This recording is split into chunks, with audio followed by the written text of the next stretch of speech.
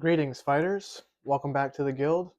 So it's summer, so this is sort of the peak for this kind of practice. That's usually when people are getting out the house, people are trying new hobbies, or people are coming back to their hobbies.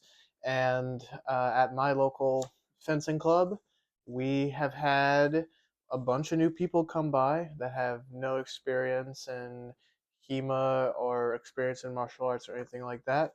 So I've been asked a lot of questions being a coach for that club myself, and I thought it'll be interesting content just to kind of talk about some of the things I'm more commonly asked. So we're going to go ahead and get into that. So the first question that completely new people ask me is, what is HEMA really? So HEMA stands for Historical European Martial Arts. So it's different from a few other martial arts because what we try to do is we try to recreate fighting systems written by real life martial practitioners, whether they be soldiers or martial artists or duelists from a specific time period, usually, spanning between let's say the early Middle Ages all the way to the classical period. So we collect manuscripts such as this one, and we try to recreate their fighting system. A lot of it is written in very old vernacular that requires some level of scholarship to understand. But thankfully, nowadays, most of the old sources have been translated into a language that most modern English speakers can understand. So the information and the context and the techniques are widely available to us today. So we're not necessarily like LARPing, and we're not necessarily fighting for the sake of fighting itself. We're trying to recreate in art form. If you have European lineage like I do, it's is something that can kind of put you in touch with your ancestors, right? So, what kind of workout helps most for sword fighting? Which this is an interesting question because people usually don't train like this anymore. So, we try to go through the sources to find out what's best, and then we use our own personal experience. My recommendation, though, as far as workouts go, is cardio is more important than you would think because when you think about it, when you're slinging around a metal bar and you aren't conditioned and you don't have a whole lot of stamina, you will get drained really easily, especially when you're wearing all that kit. You're outside, the sun's on you, middle of summer, you're sweating. So I make cardio very important for me as a historical fencer. So I do a lot of jogging, um, things like that to kind of build up that stamina. And then it also helps you get in touch with your body. So anything that can help you sort of get in touch with your body and be mindful of your body and help you control it better. So like aerobics or acrobatics or calisthenics, that stuff is what fighters were practicing back in those days to get conditioned for what they did. So if it worked for them, it'll work for us because we're not too much different from our ancestors. And then like arms too, you want to work your arms. Some other good training is just working your mind. I mean, building a mind that's more strategic, maybe building a mind that is more in line with that type of person who did fighting. So, like strategy or reading Sun Tzu or any kind of philosophical text on winning battles will help train your mind, or playing chess or something like that will kind of get you more strategically thinking. Do you need a training partner for this? No, you don't need a training partner. You're never expected to spar or to compete or to fight anybody if you want to learn HEMA. There's plenty of people that only drill or they train solo. And the only thing that you really need if you're training solo is a sword, whether it be steel or synthetic. And you just need one of these manuals, and you're doing HEMA. It's not really that complicated. If you want to get into sparring, then yes, you'll need gear. Yes, you'll need to make safety precautions, and that's something you're going to have to work out with your training partner. If you really want to test your skill and you want to become competitive, a training partner is necessary. Thankfully, there's a lot of clubs that you can join all throughout the US and Europe and other places in the world too, where a training partner can be at your disposal. Now, you can even get a friend if you have a friend who is into this kind of thing or has an interest in it. Maybe you can try them out, see if they like it, things like that. And then the next question I get is how to prepare for a tournament. So if you want to get tournament ready and you want to go to a tournament and you want to perform as best as you can. Now, first, let me say, like above everything, a tournament should be fun. So you need to prepare yourself to have a good time and prepare yourself to have a blast and prepare yourself to have fun and experience the beauty of historical fencing with people who are just like you all across the world. So once you have that mindset padded out, and you're getting competitive and you're focused on just trying to get on high on the scoreboard as possible. Obviously, a lot of cardio is going to help. A lot of like mindset. You need to be in the mindset of someone who is going to perform well at a tournament, and that is its own can of worms also. And I'm going to say this is going to be, I guess, my hot take for the video. You may or may not like this, but if you are looking to do really well in a tournament, you're going to need some kind of private instruction from someone who is much more experienced than you. And I say that because you're going to need to climb those personal hurdles that you're facing right now in order to get to the level that you need at to be successful in whatever tournament you're going into.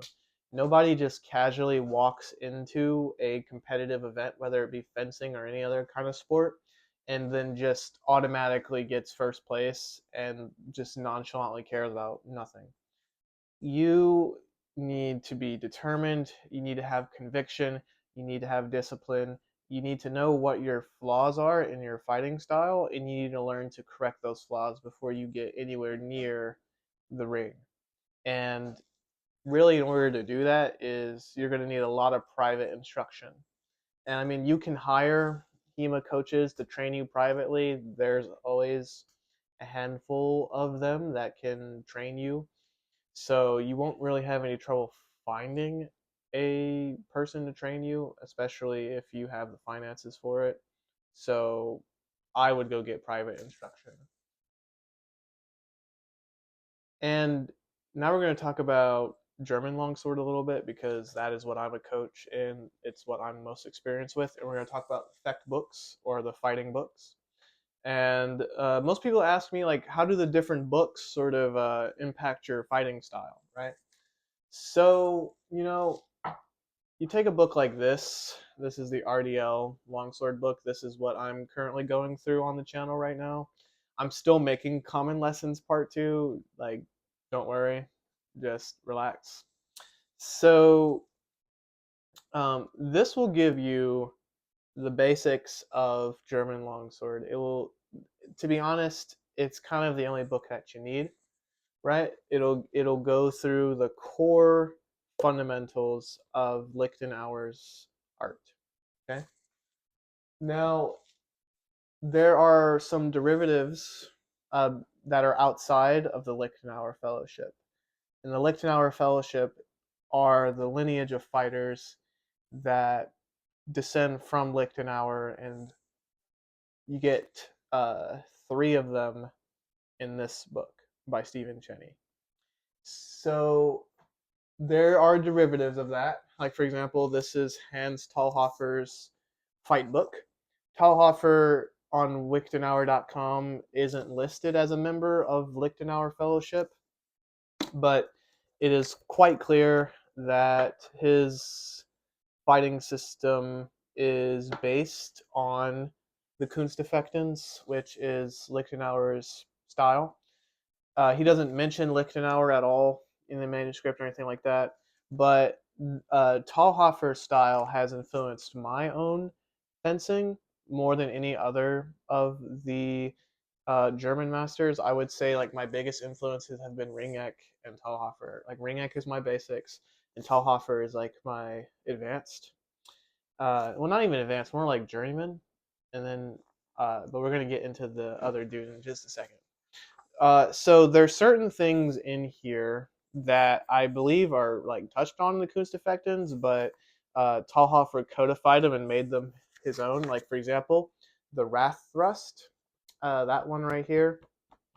I'm pretty sure it is mentioned somewhere in KDF, but like Talhofer has just expanded upon the Wrath Thrust. So, because I studied Talhofer's system and I learned from it, now I tend to incorporate Wrath Thrusts into my style. Whether or not you want to say the Wrath Thrust is canonical German KDF or not, I mean, that is your opinion.